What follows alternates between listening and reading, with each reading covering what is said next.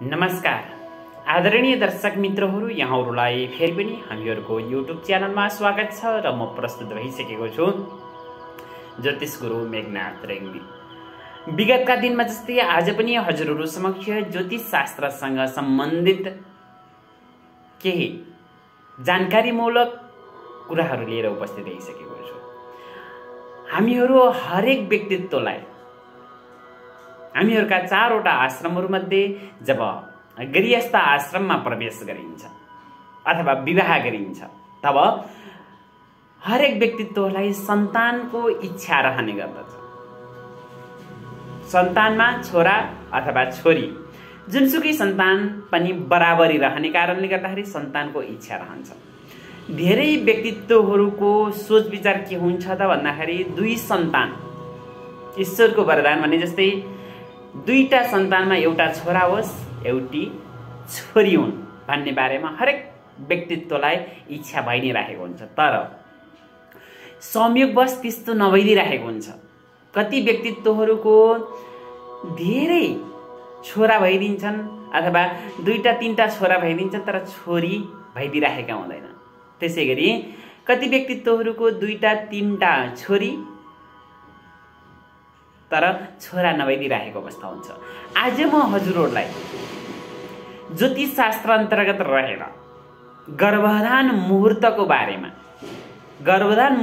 बारेमा ज्योतिष शास्त्रले के बताएको छ, सन्तान प्राप्तिको लागि छोरा अथवा छोरी प्राप्तिको लागि ज्योतिष शास्त्रले के बताएको छ, कुन कुन दिनको संयोगले गर्भ छोरा रहन्छ भन्ने बारेमा आज म हजुरहरूलाई बताउन गइरहेको छु। यदि हजुरहरूको घरमा पनि यदि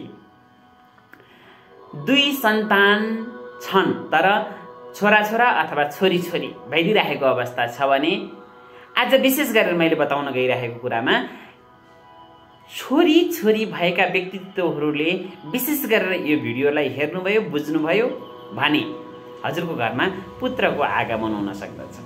त्यो के हो त आउनुहोस्। गर्भधान मुहुर्तमा बताइएको छ स्त्रीणाम मृत्युर्भवति षोडशवासराणि।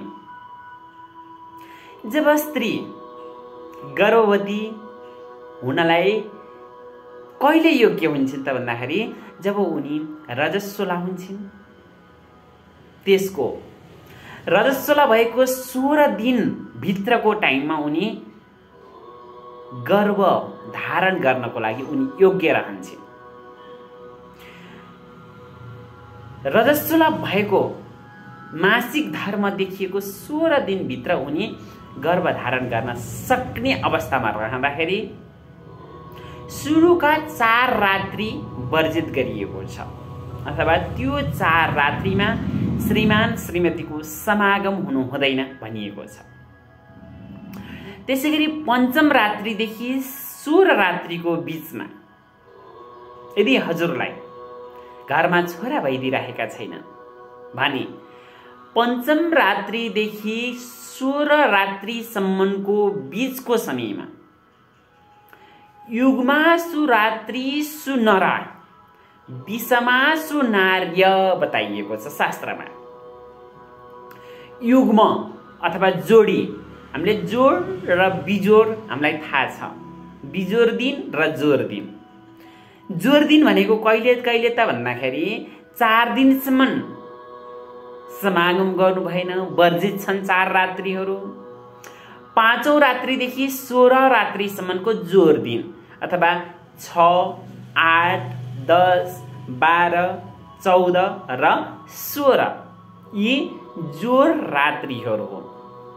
यी जोड रात्रिहरूमा यदि श्रीमान श्रीमतीको समागम हुन्छ भने त्यो समागमद्वारा उत्पन्न पुत्र भइदिन्छ अथवा छोरा प्राप्ति हुन्छ।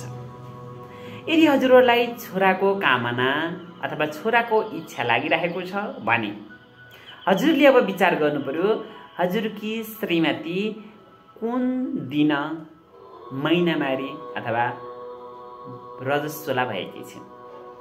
त्यस दिनदेखि विचार गरेर 6औं रात्रि, 8औं रात्रि 10औं रात्रि, 12औं रात्रि र 14औं रात्रि, यी रात्रिहरूमा श्रीमान श्रीमतीको यदि समागम भयो भने अवश्य पनि हजुरको घरमा पुत्र प्राप्ति हुन्छ। र यदि हजुरलाई छोरीको कामना छ, हजुरको घरमा छोरा त छन् तर छोरी छैनन्, हजुरलाई छोरी जन्माउने इच्छा लागिरहेको छ भने विषमासुनार्य भनेको छ। विषम रात्रिहरूमा यदि समागम भयो भने पुत्री उत्पन्न हुन्छ। विषम भनेको 5, 7, 9, 11, 13 र 15 यी रात्रिहरूमा यदि हजुरको श्रीमान श्रीमतीको समागम भयो भने हजुरको घरमा पुत्री जन्म लिन्छ। जुन दिन हजुरले समागम गर्नुहुन्छ त्यो दिनमा अथवा जुन रात्रिमा हजुरले समागम गर्नुहुन्छ त्यो रात्रिको समयमा पर्वहरू हुनु हुँदैन। जस्ता किसिमले पर्वहरू औँसी, पूर्णिमा यस्ता किसिमका पर्वहरू, अष्टमी, चतुर्दशी, संक्रान्ति यस्ता किसिमका पर्वहरू पर्नु हुँदैन। हजुरले समागम गर्न चाहेको दिनमा यी किसिमका पर्वहरू यदि पर्दछन् भने हजुरको त्यो समागमलाई निन्दित समागम भनिएको छ। हजुरले व्रत गर्दाको दिनमा, घरमा पाठ पूजा गर्दाको दिनमा यदि समागम भयो भने त्यो समागमलाई निन्दित समागम भनिन्छ। त्यसैले त्यस्तो किसिमको समागम गर्नु हुँदैन। यदि हजुरले यी जो रात्रिमा समागम गर्नुभयो यी पर्व आदिलाई पनि त्याग गर्नुभयो अथवा पर्वको दिनमा समागम गर्नु भएन भने अवश्य पनि हजुरको घरमा सन्तान पुत्रको आगमन हुन्छ र हजुरले विषम रात्रिमा समागम गर्नुभयो, पर्व आदिलाई पनि छोड्नुभयो भने हजुरको घरमा पुत्रीको आगमन हुन्छ।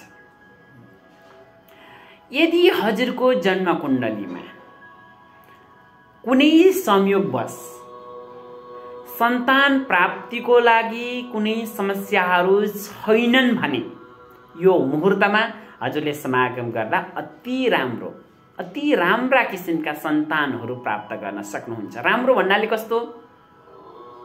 निरोगी, कुनै किसिमका त्यस्ता अपाङ्गहरू नहुने किसिमका सन्तान हजुरको घरमा पैदा भइदिन्छन्, जन्म लिन्छन्। निरोगी भन्ने कुराहरूले धेरै कुराहरूले लिन सकिन्छ। जस्तै दिमागी निरोगीका कुराहरू हुन्छन्। दिमाग धेरै भइदिने खाले, ब्रिलियन्ट भन्छौँ नि हामीले, दिमाग धेरै भइदिने मान्छे, त्यस्ता किसिमका सन्तानहरू हजुरको घरमा आइदिन्छन्। त्यसैले गर्दाखेरि यी पर्व आदिलाई वर्जित गर्नुहोला। यदि हजुरको सोच विचार त्यहाँ पुग्यो भने कहिल्यै पनि समागम गर्ने अवस्थामा यी पर्व आदिलाई एकदम विचार गरेर मात्रै श्रीमान श्रीमतीको समागम गर्नुभयो भने मात्रै हजुरको घरमा उचित राम्रा हजुरको कुललाई धान्ने, कुललाई उजागर गर्ने किसिमका सन्तानहरू जन्मिन्छन्। यो त थियो मुहुर्तको कुरा। यदि हजुरको जन्म कुण्डलीमा सन्तानको पक्ष कस्तो छ, यदि सन्तानको पक्ष यदि कमजोरी छ भने हजुरले सन्तान गोपाल स्तोत्रलाई पाठ गर्नुपर्ने हुन्छ। यदि सन्तानको पक्ष कमजोरी छ, यदि हजुरको पुत्रको मात्रै योग छ, पुत्रीको योग छैन भने यो मुहुर्तले धेरै काम नगर्न सक्छ। हजुरको पुत्रीको मात्रै जन्मकुण्डलीमा योग छ र पुत्रको योग छैन भने यो मुहुर्तले काम नगर्न सक्छ। मैले त आज हजुरलाई केवल मुहुर्तको बारेमा जानकारी दिएको हो। हजुरको पुत्रको योग छ, पुत्रीको योग छ, यसको बारेमा चाहिँ हजुरले एकपटक चिना देखाउनु पर्ने हुन्छ, जन्मकुण्डली देखाउनु पर्ने हुन्छ। हजुरको वर्तमान समयमा पुरुष कारक ग्रहको दशा चलिरहेका छन् अथवा स्त्री कारक ग्रहहरूको दशा चलिरहेका छन्, यसको बारेमा पनि विचार गर्नुपर्ने कुराहरू हुन्छ। जन्मकुण्डलीमा यदि हजुरको पुरुष कारक ग्रह मजबुत अवस्थामा छन् भने त्यो समयमा हजुरले मैले जुन अघि मुहुर्तका कुराहरू गरेँ त्यो दुईटैको संयोग यदि हजुरले मिलाउनु भयो भने अवश्य पनि हजुरको घरमा सन्तानमा पुत्र अवश्य जन्मिन्छ।